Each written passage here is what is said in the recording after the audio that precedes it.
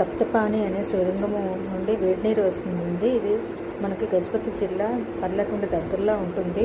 ఇంచుమించు చందనగిరికి పక్కనే ఉంటుందండి. చందనగిరి వెళ్ళేటప్పుడు కంపల్సరీగా మనం చూడవలసిన ప్రదేశం అండి తప్తపాని. ఈ చందనగిరికి వెళ్ళి అక్కడ మనం దర్శించుకుని వెళ్ళొచ్చు. కొన్ని సమయాల్లో మనం చందనగిరి విజిటింగ్ అవర్స్లో మనం వెళ్ళలేకపోయామనుకోండి, ఆ టైంలో కనుక మనం తప్తపాని చూసి వచ్చి మళ్ళీ చందనగిరి రావచ్చండి. ఇక్కడ మార్నింగ్ 8 నుండి 12 వరకు మరియు 1 to 5 వరకు అయితే విజిటింగ్ అవర్స్ చందనగిరిలో ఉంటాయి. తప్తపానిలోనైతే కనుక మార్నింగ్ నుండి ఈవినింగ్ 4 వరకే మనకు ఉంటుంది.